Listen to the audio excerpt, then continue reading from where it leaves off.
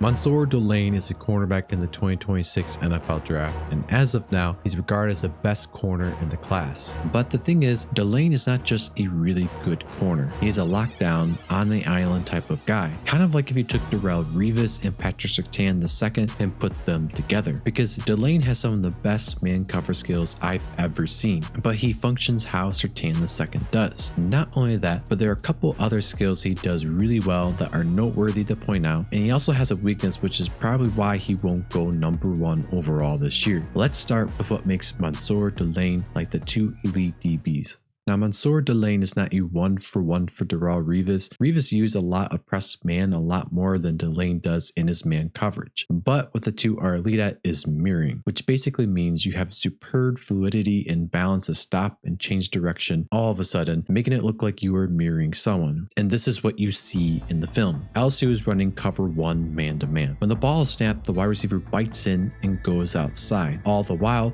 Mansoor just mirrors back the same movement, no press to disrupt the wide receiver. And the same thing here, cover 1 man-to-man. This time it's against a deep burner wide receiver, where they usually win in the last few steps. And this is what's special about Delane. Delane always has more than a little extra gas in the tank to speed up. He essentially reserves speed and easily catches up in a moment's notice. And here you go, the nitro kicking in where the wide receiver would technically separate. It's Mansoor Island. Here it's second down, and LSU's running cover 1 man-to-man. At the snap, Delane sits back, waits for the receiver to do his thing, and once the wide receiver takes action finally, so does Delane. And when Delane realizes it is a run play, he lets go of the wide receiver. Same thing here in the red zone. Delane just mirrors back the wide receiver in his movements. When the wide receiver turns back around to go right, so does Delane rubber band back to him, mirroring what he does. Here Mansoor is in the slot and man coverage. At the snap, the wide receiver tries to get physical and then break off to go deep, thinking that he's going to actually get deep, but Mansoor sticks with him the whole way, with the receiver trying to cut outside and then back in, but Mansoor doesn't fall for it, simply mirroring everything the wide receiver does. So Mansoor is a lot like Revis in that he's really good at man coverage, on an island type of guy with no safety help, and he's like Surtain in that he waits for the wide receiver to do his thing and then to mirror back what the wide receiver does. That's what sums up Mansoor Delane in a nutshell. One thing I've heard draft analysts say about Mansoor Delane is that his short arms are a possible problem when it comes to dealing with physical wide receivers. And against South Carolina, Delane's up against a massive wide receiver in Nick Harbor, who is listed at 6'5", 235 pounds, way bigger than Mansoor. Delane's up against this physical beast on 2nd and 10. LSU is running cover 1 man-to-man. Harbor runs this comeback route where there's no physical contact at the snap, but Harbor nears the point where he needs to break downwards, and he tries to shove Delane to create separation, but Delane slingshots back to him. It's not very eventful, but it is noteworthy given the criticism of Delane. Before the end of the second half, South Carolina is trying to get some points on the board, and they're left with a little time and a much needed third down conversion. The coverage is cover 1 man-to-man. Delane's playing with a slight outside leverage, and so it leaves the wide receiver able to run his route and have the advantage as he breaks inside. However, Delane, using his speed, is still able to stay with the receiver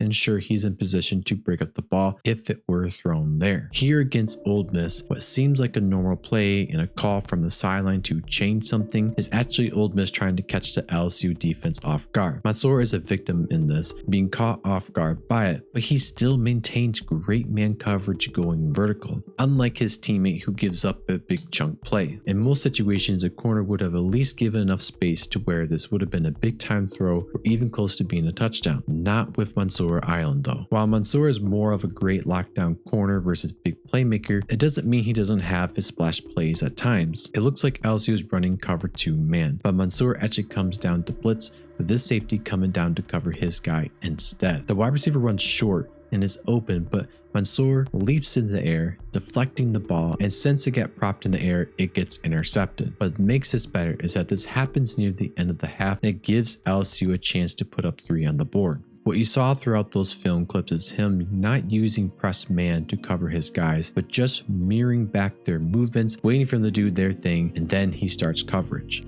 This is critical because we often see press man reliant guys coming out of college and into the draft and struggle at the next level. And it's because wide receivers at the NFL level are just far better than wide receivers in college. Not only that, but they're more physically gifted. Like even a pretty good wide receiver in college might barely make it as a starter at Z or be a backup in the NFL. Not to mention many offenses in the NFL are better equipped to beat press man by using motion or having a selection of plays that aren't reliant on timing to have success. All that said, the point is Delane does not rely on that. Now with every prospect you can nitpick a couple things in the guy. With Mansoor Delane, there's one thing that he needs to improve on for sure, and that is his zone coverage skills. There are moments when Delane gives up a lot of room in zone coverage compared to even his teammates on the other side of him. Like it'll be cover 3, but he's playing soft zone and leaving such a big cushion that it doesn't make sense. A lot of receptions he did allow were plays like these. Against Clemson, LSU was running cover 4 pre-snap, moving to cover 3 for the play. Delane plays this deep, giving a generous amount of room for the wide receiver, which it is expected in zone to give room, but just not that much. He's too loose with the spacing he's allowing, and the wide receiver breaks inside. With I feel the ability to take this to the house if Klubnik threw it deep, I'm not sure Mansoor is catching up to him. We see something similar while playing Alabama. Mansoor loses track of the wide receiver. LSU's running cover 3.